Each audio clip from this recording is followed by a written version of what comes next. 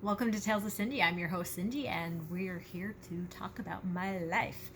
Um, I am not editing this video, so I apologize if there is any stuff that needs to be edited. I'll do my best to be concise and to the point, but I kind of am bad at that. So, see, here you go. That's exactly what I'm talking about.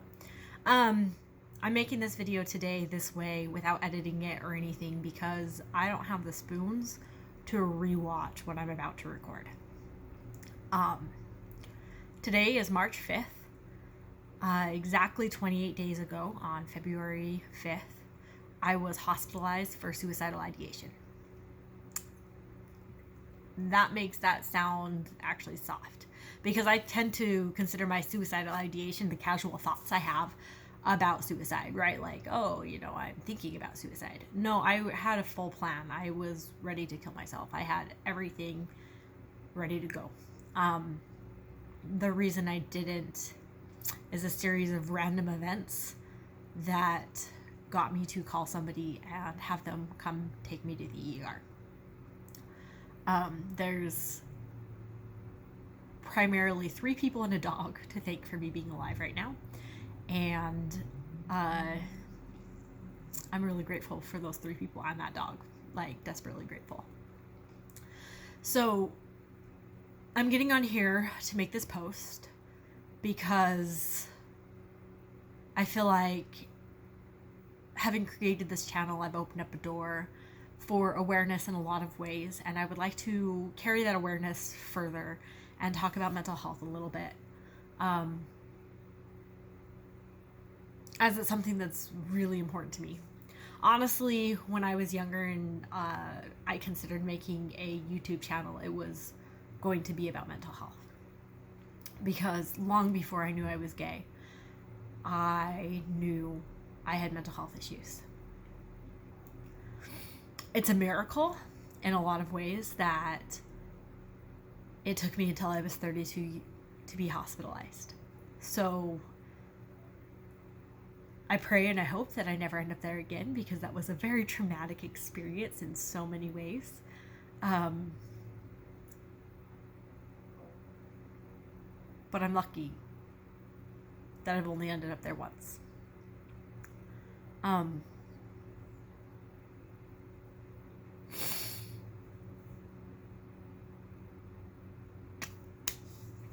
I am generally a pretty happy person, and I'm an optimist in so many ways. I like to call myself an optimistic realist, where I try to see the realistic approach to things, but lean on the positive end of things. My depression got so bad that there was no positive side to anything. I was living for one good thing every day. And I'm not even exaggerating at all when I say that. I mean that when I went to bed at night, I would pick one thing to live for the next day. That was it.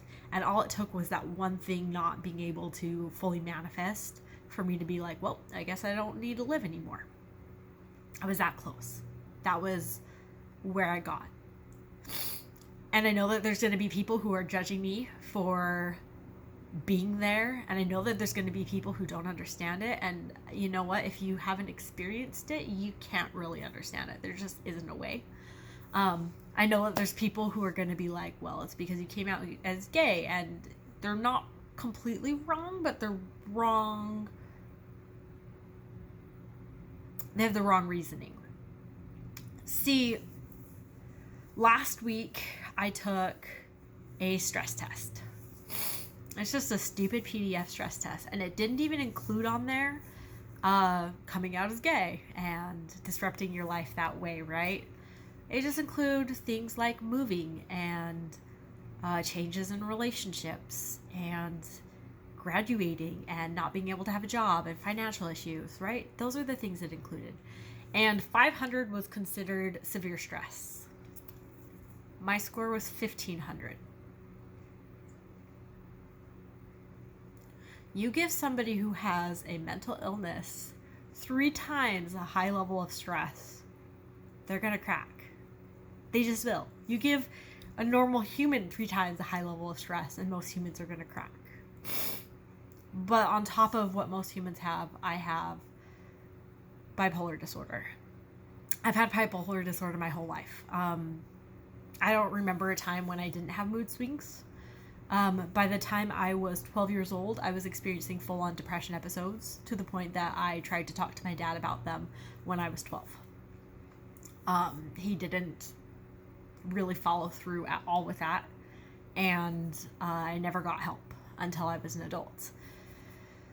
I experienced mood swings where I swung into hypomanic episodes, but I assumed that those hypomanic episodes were just happy because nobody explained to me things, right? And I was able to mask my symptoms really well. I was really good at faking it. I was so good at faking it. One time when I was in 8th grade, my best friend looked at me and said, "Cindy, I can't even picture you sad." And I was sitting there miserable, like on one of the worst days I'd had in a really long time. And I just laughed at him. Because I was sad a lot. I was sad all the time. Part of the problem is I smile even when I don't feel like it. And that's my dad's fault. In 8th grade, he told me that I frowned too much and I wouldn't be able to make friends at my new school if I didn't learn to smile. So as I walked home from the bus stops every single day, I practiced smiling. I practiced smiling even when I didn't feel like it, and keeping a smile on my face even when I didn't feel like it, so that nobody would know I was unhappy. That's what I did. I still do it right now. I have no reason to smile right now. None. Besides the fact that it's my default.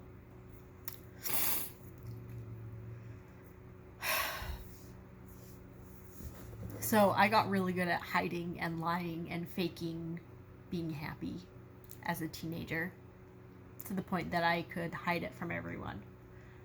And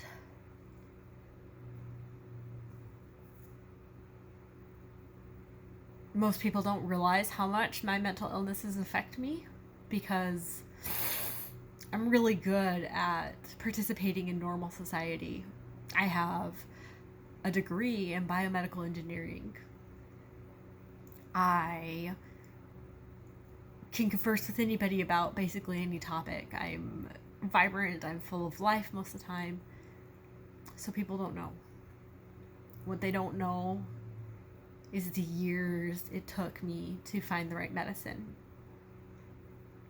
combination. The medicine combination that kept me from ending up in the hospital any earlier. They don't know the depths of despair that I traveled through over and over and over again. The times that I walked down the street just wishing I would get hit by a car so that I could just stop living. But I didn't have to be the one to hurt my family.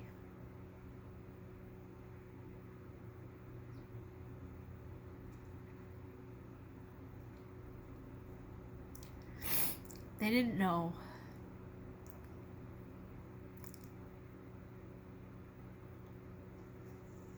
that trying to get my degree took me almost 3 extra years. I made excuses. I was the queen of making excuses.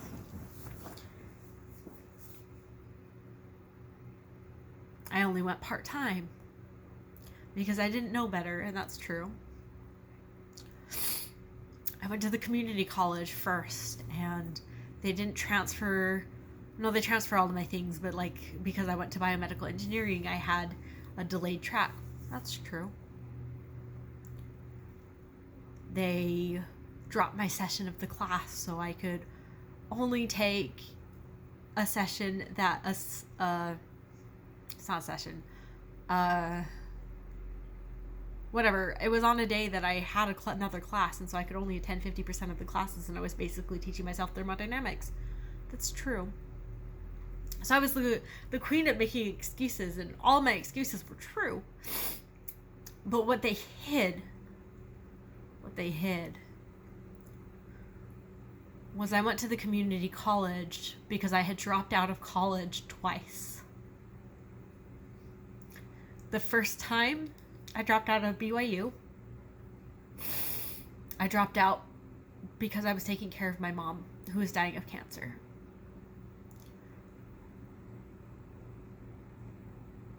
I never went back to BYU because I was on academic probation at BYU. And I couldn't face it. I couldn't face the shame of going to that school knowing I was on academic probation. And if you transfer schools, they don't transfer all your failure credits. They only transfer the ones that are C's or above. So I transferred schools when I was finally ready to go back to college. And I did pretty good that semester. But by the end of that semester, I saw myself going into the exact same spirals that had made me get out of...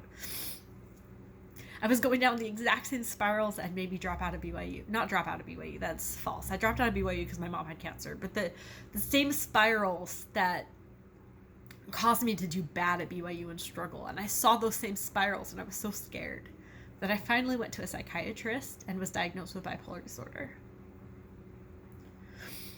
My diagnosis as bipolar disorder gave me hope that maybe if I was on the right medicine, maybe if I was actually treating my disorder, I could do good. And do you know what? When I started at the community college, that first semester, I got straight A's. It was the first time in my life I got straight A's, and I've only gotten straight A's one other time in my life. And anybody who interacts with me on a regular basis would be shocked, because I seem like the type of a girl who would get straight A's. But I can't. I never have been able to because of my bipolar disorder. School was the hardest thing I had ever done in my life. And I fought it. And school's the only thing I had to do in my life for a lot of that. And I went to school. My degree in biomedical engineering taught me one thing. It taught me lots of things, that's a lie. But the number one thing it taught me is that I can do damn hard things. And that I just don't fucking quit.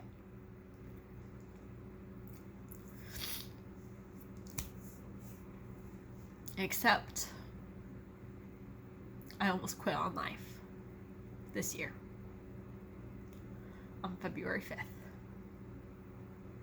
because it was too many years of fighting myself. My brain's an asshole. There's not another word for it. One of my favorite books I've never finished is You Are Not Your Brain. And because I don't really need the advice at the end, it didn't really work for me because I can't pick my thoughts apart very well. But the whole idea behind that is that our brains are programmed to fight for survival. And sometimes they do it in really shitty ways. But we're more than our brains. And so our brains will lie to us and tell us shit about ourselves. That isn't true. So my brain, the asshole that lives inside of me, will tell me that the fact that I took 8 years to get my bachelor's degree, not including the stuff before community college. That's from the community college. I guess it's 7.5 years. 7.5 years from the community college. I started the community college in 2013, and I graduated in 2020. 7.5 years. The fact it took me 7.5 years to get my bachelor's degree, that's something to be ashamed of. And I'm a failure, and I'm terrible, and blah, blah, blah, blah, blah. And it thinks that somehow this is going to motivate me to do better.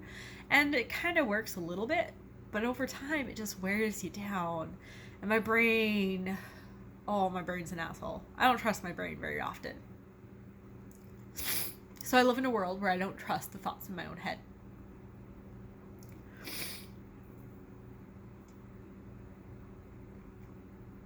And it's just too much. Too much. So 2020 was a hell of a year for basically everyone. I don't know a single person who came out of 2020 being like, yep, that was a great year. Not to say that that doesn't happen. I'm sure there's somebody who had a positive experience with 2020. I mean, mine was a mixed bag. It had positive things in it. But pre-going to the hospital, when I counted up the things that stressed me out the most in 2020, the pandemic was number 8. There were 7 things that were more stressful in my life than the pandemic. 7 things. Some of them were like kind of good, but they also were hard. So I had this really, really stressful year with a mental illness. And because I was still married to my ex-husband, we're officially divorced now. But because at the time I was still married to him, I was on his insurance. But his insurance was in Arizona and I was in Washington. And I could not go to a doctor to change my medication, to alter my medication, and I could not see a therapist. So I had medicine, but it wasn't calibrated correctly, and I couldn't make any adjustments to it. And I had no therapy to help me through.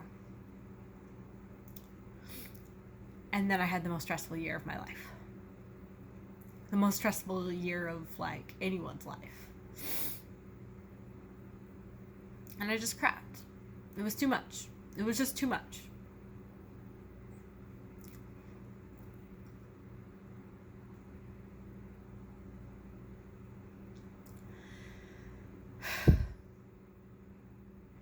And I don't know how I'm gonna keep going. In a lot of ways. I'm not suicidal anymore. Today, I had something trigger some of those thoughts again. And I was able to immediately shut them down the way I normally do. The way I've done for years.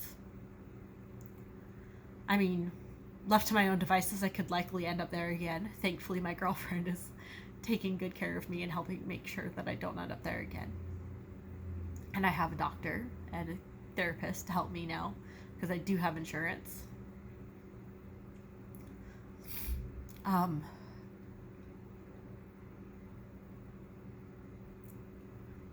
But I have mountains of bills that are coming. I'm just waiting for them to arrive. Thankfully, my insurance is covering a lot of things. But it's not going to cover all of it. I don't know how I'm going to live. I live in Seattle, right? And I don't know how many of you have been to Seattle recently, but there's homeless camps everywhere. Like every dead space that people can set up a tent, they set up tents. And when I see those people on the side of the street, I wonder how many of them are Cindy's who don't have a girlfriend, who don't have family who could take them in. Because that could be me. If I didn't have people taking care of me right now, that would be me. Not because I am incapable Not because I have nothing to offer, but because of mental illness.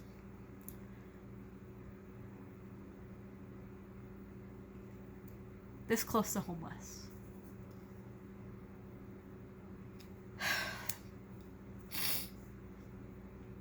My job expires, my contract for my job expires at the end of April. And I don't know if they're going to renew it because I've missed too many days. They'll never say it's because of my mental illness. They're under no obligation to renew that.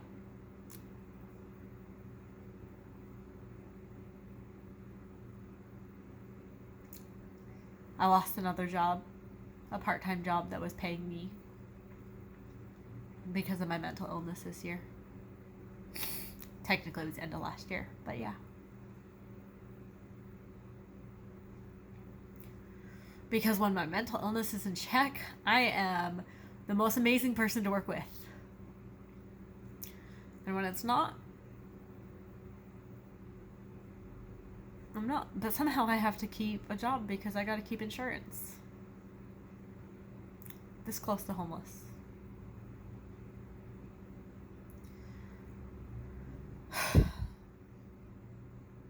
I feel like shit because I have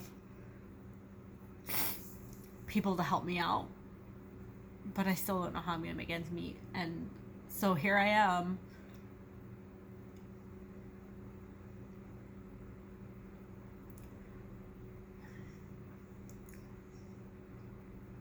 You guys got anything to give? I could use it. I have a link down below for PayPal.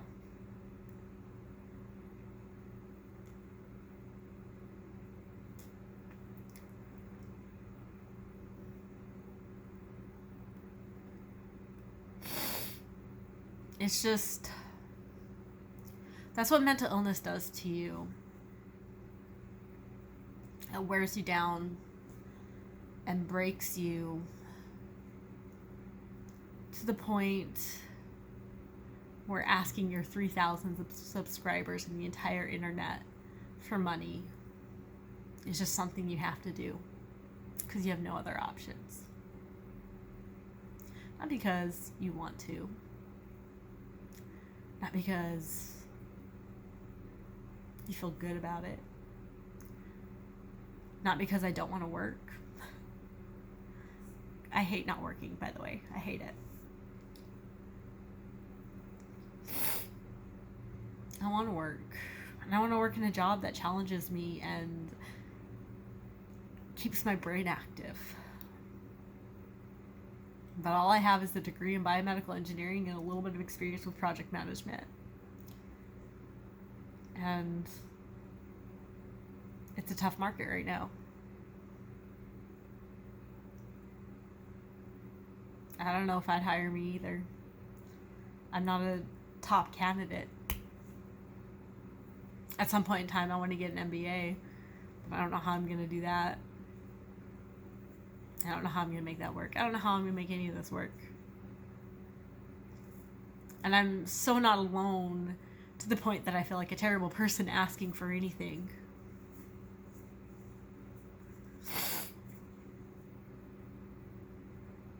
But you gotta do what you gotta do. I gotta survive. I want to survive. I want to survive, guys.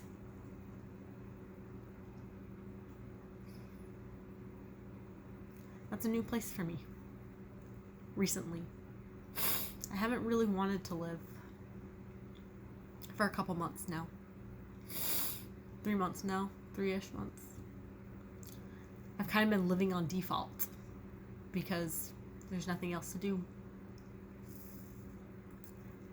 Do you want to know what the tipping point was for keeping me alive?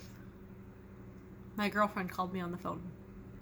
And I heard her voice, and I was so dead inside. So dead. But I was like, yeah. I kind of want to see her again.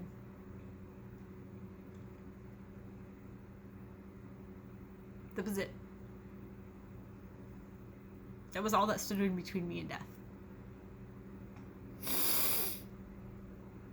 Wanting to see my girlfriend again.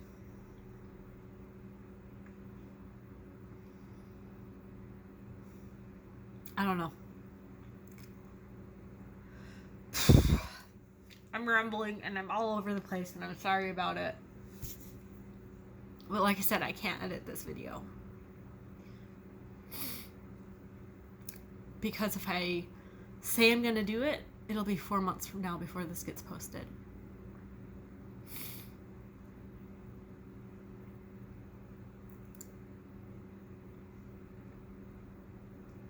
And that won't help me, and it won't really help anybody else either.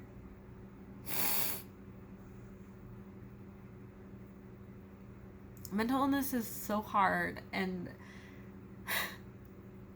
it's so stigmatized, right? Like, if you don't think mental illness is stigmatized, then why do we treat homeless people so bad? The number one predictor of homelessness is whether or not they have a mental illness.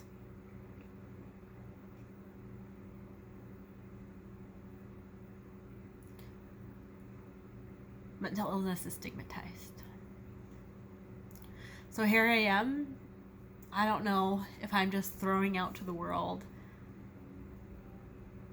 my death sentence in terms of being able to get a job, but it doesn't really matter.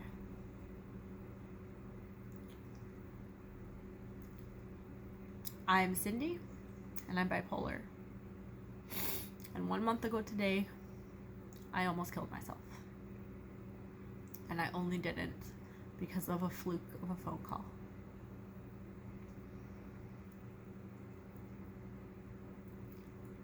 And I'm grateful to be alive. And I hope that you guys continue to follow me on my journey.